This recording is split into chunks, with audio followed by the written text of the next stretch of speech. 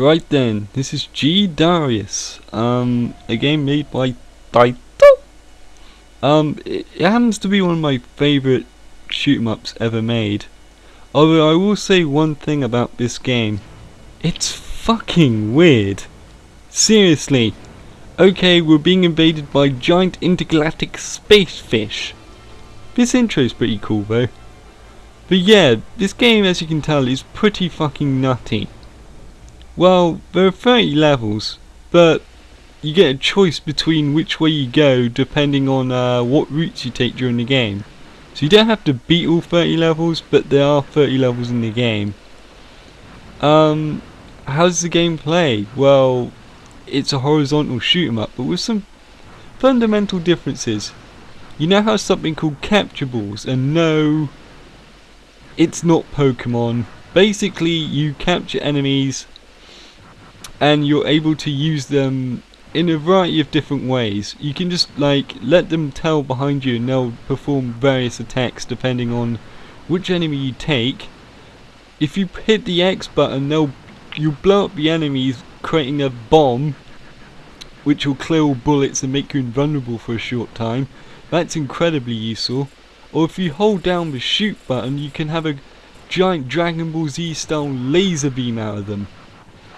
Just like the Kamehamehas that Goku and Krillin like to fire in that cartoon. So yeah, it's actually a very, very unique game.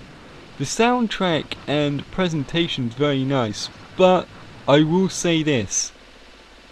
I don't really want to say this because I like playing games on their native hardware, but if you want to get the most out of this game, for the love of God, play it on an emulator. No slowdown. That's all I'm saying. Other than that though, the game's alright. My only real sort of criticism is that the game does slow down on occasion. You'll notice this on bosses mainly, like you'll notice the music slowing down and stuff. I'm not sure if this is a PAL exclusive problem only, but you never know. It could actually just be my copy of the game, but then again every other music runs okay, so meh. The levels are very well designed actually. The enemies are tough. The game gets incredibly tough after like level 2 in fact, but that's not the point. You can also capture mid-bosses as well. I'm just showing you this now. This is actually particularly one of my favourite tactics actually. It's probably not very economical when it comes to capturables, but meh, who gives a shit? And who cares? I've caught a giant fucking space fish. It was this big, Daddy, honest. Nah, really though. Also the power-up system. Shoot various coloured enemies and you'll get these glowing balls. Blue ones, well, they give you armour. Green ones give you bombs. Pink ones give you capturables, and red ones give you shooting power-ups. Okay, this is the boss. Each of the bosses on this game are fucking fantastic. They're about the size of like the level 3 boss of R-Type, the massive battleships. But here's a little tip I'd like to show you. Especially for the first boss, you can completely pwn this guy in like a couple of seconds. BAM! Oh, Dragon Ball Z, Kamehameha, all that jazz. Take it, you slag! See, boom, dead. Yeah, anyway, as I was saying about the weapons and shit, basically, upgrade you, or collect enough of coloured orbs and you get a permanent upgrade to your weaponry. If you happen to die before you get to that permanent upgrade of your weaponry, you'll lose all the progress that you've made while you were trying to upgrade. Now this is me selecting what level I want to go on. I decided to go for the bottom one.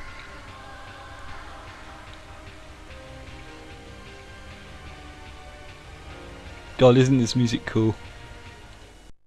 Anyway, I suppose I best wrap this thing up because there's not really that much else I could say about it. The game's got great levels, the game's got great enemies, it's got great gameplay design, it's fun to play. My only problem is that sometimes it's a little bit too steep on the old difficulty curve, especially when you die and you lose like all the progress to your weapon. I mean, imagine if you're one power up away from permanently upgrading your shot or something, and you have to do it all over again because you got like you grazed a bullet or something. Also, the occasional slowdown's a bit of a problem, but then again, cough, emulator, etc.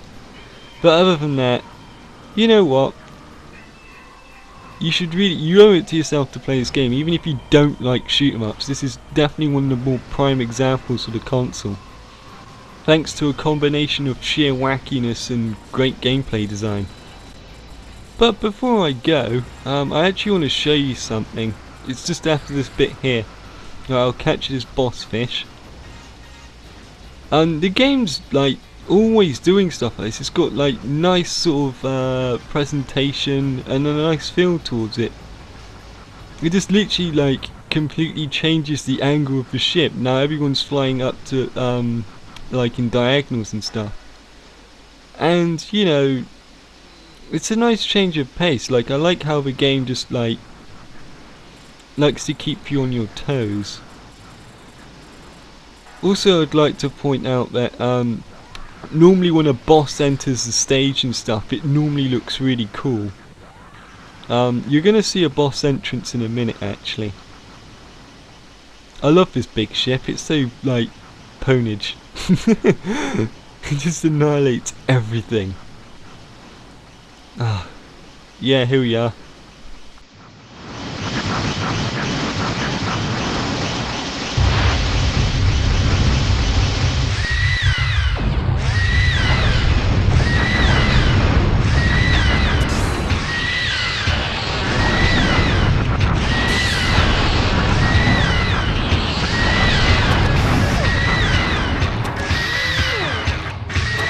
Let me tell you something, you don't get any much more owned than that.